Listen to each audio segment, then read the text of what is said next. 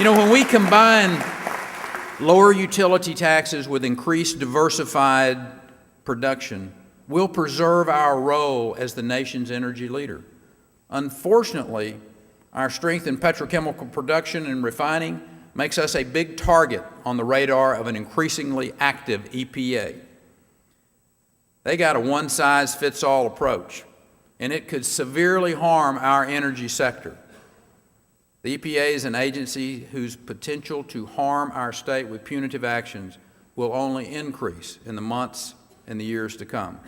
Rather than wait for more mandates and punishments for environmental non-attainment, let's continue encouraging innovation. I support giving Texans in the non-attainment areas of our state a $5,000 incentive towards a purchase of a plug-in hybrid electric vehicle.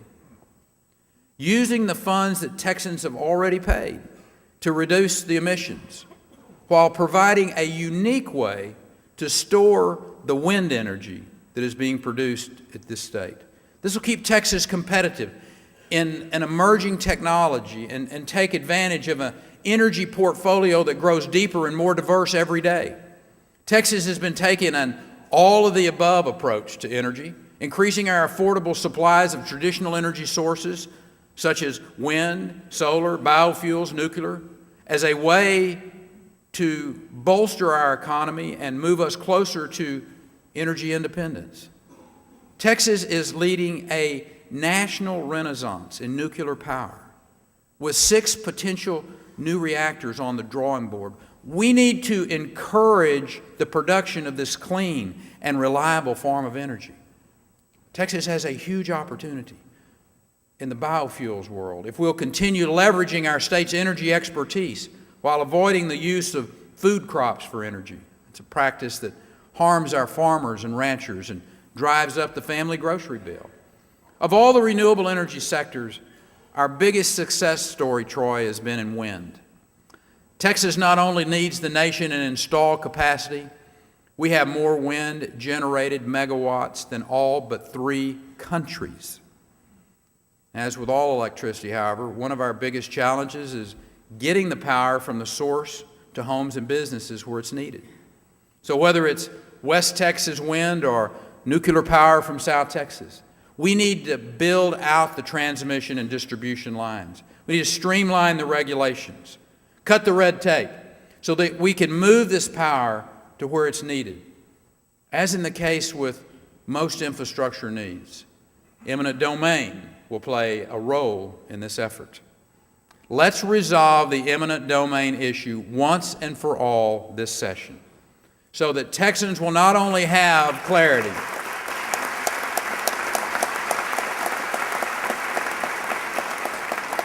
but that we also will have a strong defense of private property rights that we all hold so dear.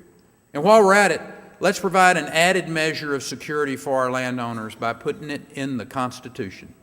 Senator Duncan and Representative Orr, I want to say thank you and how much we appreciate your willingness to run point on this issue this year, this session. In these times of global unrest and porous borders, security remains a top priority, especially in light of Washington's ongoing failure to provide the resources necessary to secure our border, or I might add, implement a sensible immigration policy.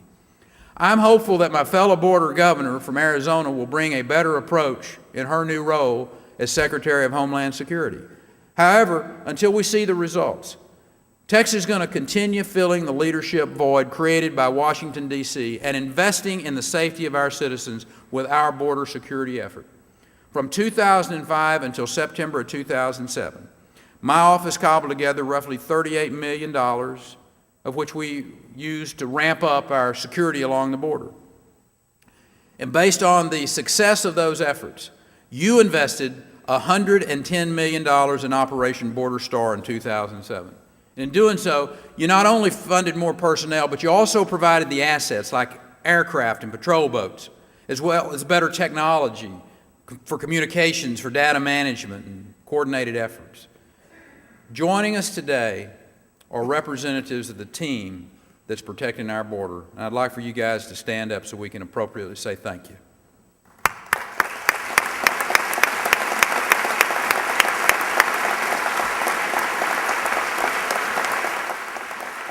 Thank you. Well done. They represent the hard-working men and women who work together to fight crime, including the Texas Border Sheriff's Coalition, the Brownsville Police Department, the Texas Department of Public Safety, Texas Parks and Wildlife, Texas Military Forces, and the U.S. Border Patrol. Again, I want to say thank you. Thank you for the work that you do keeping and helping make Texas safer. As a result of your efforts and the deterrent effect that your work has had, illegal alien apprehension in Texas has dropped 47% since 2005. Crime has also fallen by as much as 65% in areas that smuggling cartels, Chewy, were using as their playground prior to 2005. Those are signs of great improvement, but we need to keep the heat on by renewing the funds for our border effort, especially in light of the growing drug and gang-related violence in Mexico. It's already spilling into our communities across the state in the form of increasingly brazen transnational gangs. Because we have seriously hindered the drug cartel's ability to move contraband across our border. They're relying more and more upon those unprincipled gangs to do their dirty work. Originating in foreign countries and taking shape in our prisons, these gangs have been radiating outward into our towns and our schools and our neighborhoods, applying those terror tactics to build their influence. Joining us here today are two state troopers, John Cox and Chad Foster. They were recently on the receiving end of the gunfire while protecting our state from those threats, including gang members. Would you please join me in saying thanks to two real live Texas heroes.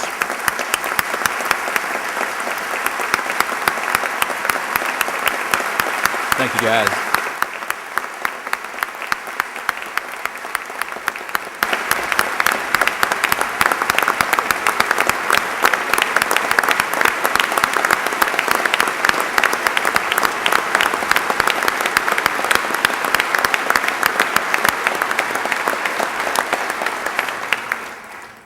Gentlemen, thank you for standing between the law-abiding citizens of our state and those that would do them harm. I also want to thank Senator Corona for his efforts to bring attention to the serious threat these gangs pose to our state. Thank you, John. I agree with you. It is time to act and believe we should devote the necessary resources, just under $32 million, to properly address this gang threat head-on in our communities all across this state.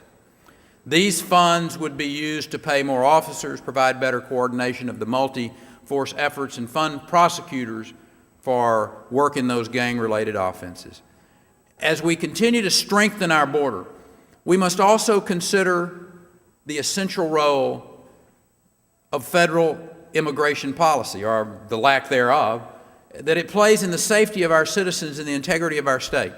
After revelations that a Dallas man had set up a cottage industry procuring Texas driver's licenses for illegal aliens hailing from all around the globe, I am an even stronger supporter of the DPS initiative to issue specialized vertical driver's licenses to identify those who have overstayed their visa.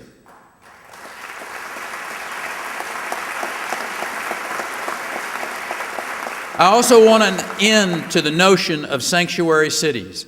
Local governments send the wrong message when they pick and choose what laws they want our peace officers to enforce. I believe we should also require the same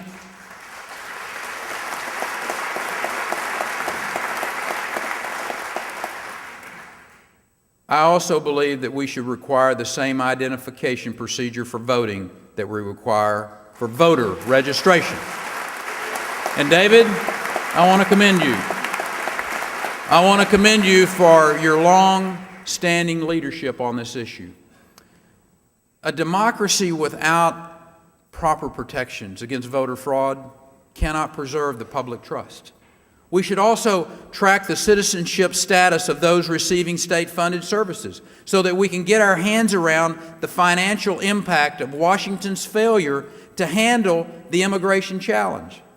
You know, some may oppose these efforts, but they're common sense. They're common sense approaches to protecting our citizens' lives and resources, as well as our state's integrity.